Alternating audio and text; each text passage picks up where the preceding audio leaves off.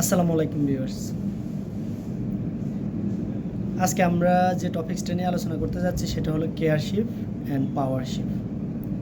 চলুন জেনে নিই কেয়ারশিপ কি আর পাওয়ারশিপ কি।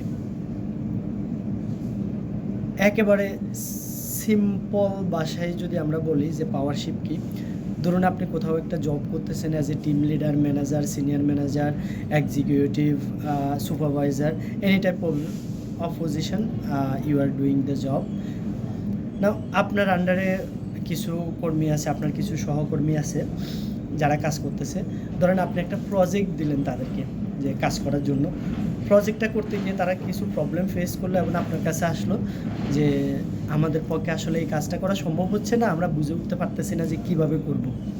তখন আপনি কি বলবেন যে কাজটা আপনাদের করতেই হবে এনি হাউ, যেহেতু আমি বলছি সেহেতু কাজটা আপনাদের করতে হবে। যদি পারেন তো থাকেন, আর যদি কাজটা করতে না পারেন তো গেট কাছে আছে, সোজা রাস্তা মারবেন। This is powership. তাহলে কেয়ারশিপটা কি? তার উল্টোটা। ধরেন আপনি একটা পজিশনে আছেন, হতে পারে সেটা manager, assistant manager, senior manager, any type of position. আপনি একটা প্রজেক্ট দিলেন আপনার টিমকে করার জন্য। আপনার টিম আপনার কাছে আসলো যে আমাদের পক্ষে আসলে কাজটা করা সম্ভব হচ্ছে না বা আমরা করতে পারতেছি না। তখন আপনি কি বললেন? নো প্রবলেম, করতে পারতেছেন না, চলেন দেখি যে কেন হচ্ছে না কাজটা, বা কেন করতে পারতেছেন না, বা এভাবে করতে পারতেছেন না, চলেন অন্যভাবে আমরা চেষ্টা করি।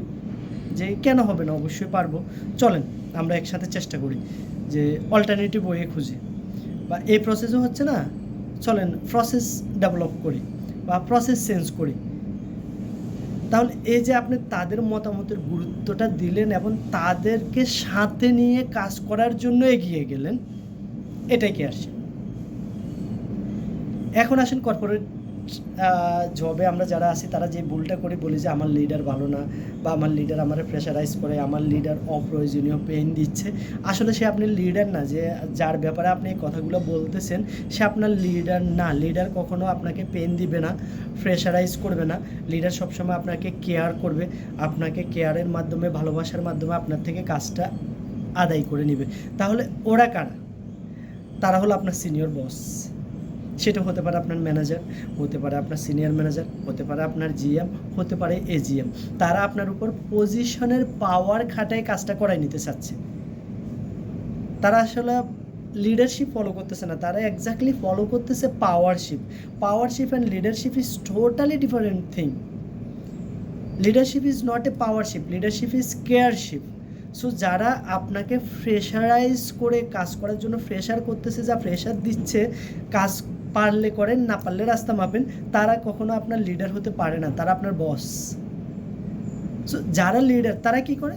তারা আপনার সাথে যাবে, কাজটা কেন হচ্ছে না সেটা দেখবে, প্রয়োজনে কাজটা চেঞ্জ করবে অথবা প্রসেস চেঞ্জ করবে।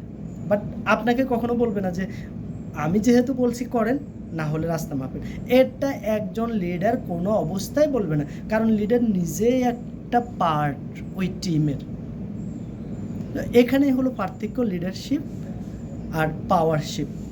যে লিডারশিপটা হলো কেয়ারশিপ, আর পাওয়ারশিপটা মূলত যারা পজিশন পায় তারা ইউজ করে থাকে যে পাওয়ারশিপ, যে তাদের কাছে আসলে ম্যানেজ করার মতো অন্য কোনো ওয়ে থাকে না ওই পজিশনের পাওয়ার ছাড়া। সো তারা কি করে? পাওয়ারশিপটা অ্যাপ্লাই করে, আর লিডার সবসময় কেয়ারশিপ অ্যাপ্লাই করে। ধন্যবাদ সবাইকে।